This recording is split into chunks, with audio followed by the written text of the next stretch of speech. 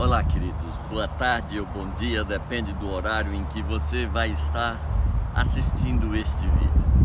Estamos estudando a Semana da Cruz, tudo o que aconteceu a Jesus na semana da sua crucificação. Hoje estamos na segunda-feira. Ontem acompanhamos Jesus na sua entrada triunfal em Jerusalém. Se é que se pode chamar triunfal uma entrada montada num jumento. Mas ontem acompanhamos Jesus de Betânia até Jerusalém, onde ele esteve na esplanada do templo, e o verso 11 diz que, tendo visto tudo o que ali ocorria, ele voltou para Betânia acompanhado dos seus 12 apóstolos. Agora estamos na segunda-feira e estamos no verso 12 do mesmo capítulo 11 do Evangelho de Marcos. E o texto sagrado diz que, indo Jesus logo cedo para Jerusalém, saindo de Betânia, indo para Jerusalém, teve fome. Isso soa estranho, porque Jesus estava hospedado na casa de Lázaro, Marta e Maria, uma família extremamente devotada ao Mestre, e, sobretudo, Marta, uma dona de casa compulsiva, não admitiria a possibilidade de Jesus sair de manhã sem uma refeição exageradamente abundante. Portanto, se Jesus está no começo da sua caminhada para Jerusalém e sente fome, significa que ele provavelmente não comeu. E se ele não comeu porque não quis comer. O que teria feito o mestre não querer comer logo cedo na casa de uma família tão amiga? Talvez, imagino eu, o fato de ele ter passado uma noite horrorosa. E imagino que a noite foi horrorosa em função de tudo o que ele viu lá na esplanada do templo no dia anterior, no final da tarde do dia anterior. Na ocasião, nós não ficamos sabendo o que ele viu, mas hoje o saberemos.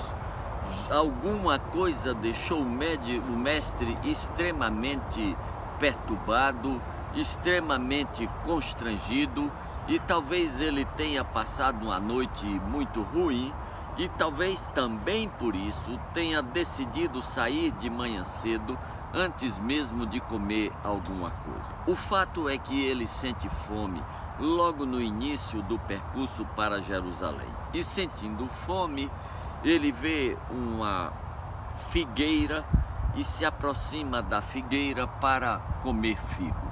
O texto diz que ele não encontra figo na figueira e, por causa disto, ele a amaldiçoa.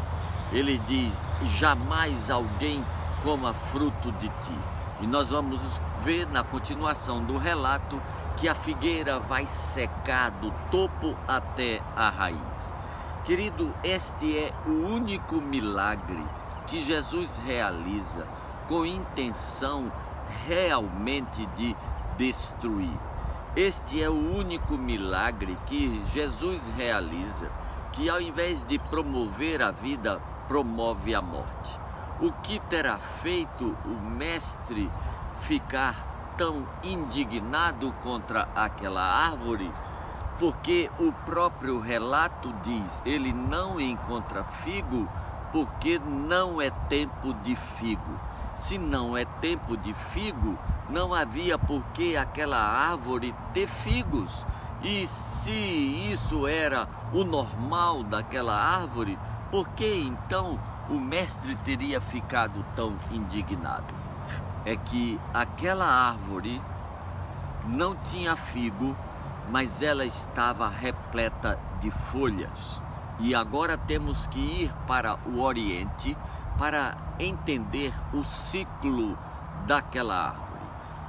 A figueira antes de brotarem as folhas, brotam os frutos.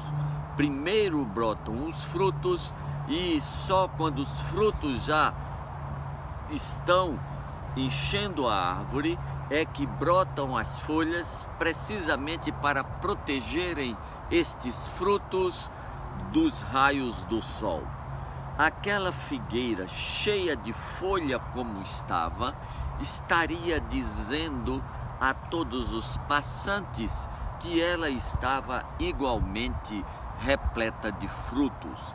Ao ver a figueira cheia de folhas e nenhum fruto, Jesus entende que aquela figueira perdeu o seu sentido, aquela figueira é uma farsa, aquela figueira é uma mentira, aquela figueira é uma hipocrisia.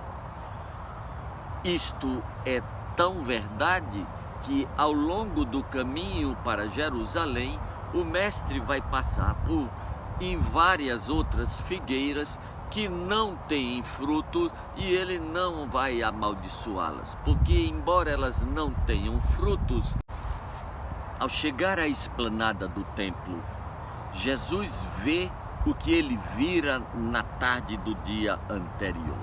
A esplanada do templo está tomada por engradados, por gaiolas e por mesas cheias de animais, cheias de aves, cheias de cambistas, e aquelas pessoas estão ali vendendo animais para o sacrifício. Os cambistas estão ali trocando o dinheiro dos ofertantes para a moeda que era aceitável pelos sacerdotes, e Jesus fica indignado ao ver a esplanada do templo transformado num grande mercado. E o texto diz que, como já fizera no início do seu ministério, Jesus sai derrubando a mesa dos cambistas, Jesus sai soltando as aves que estão nas gaiolas e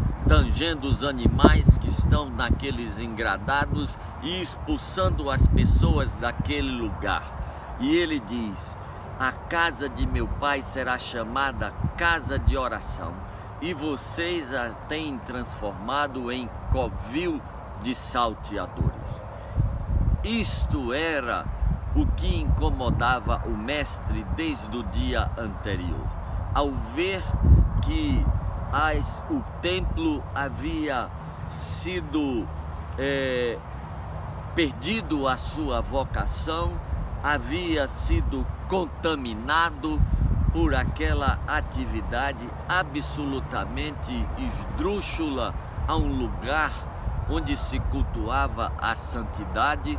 E Jesus, então, indignado, repreende aquelas pessoas, repreende os sacerdotes, porque o templo perdera o seu sentido.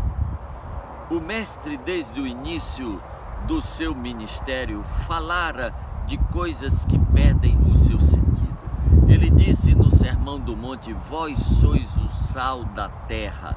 Se o sal se tornar insípido, como se haverá de lhe restaurar o sabor? Para nada mais presta, senão para ser lançado fora e ser pisado pelos homens. Queridos, nós também fomos criados com um propósito. Nós fomos comprados com um propósito, a fim de sermos sal da terra e luz do mundo.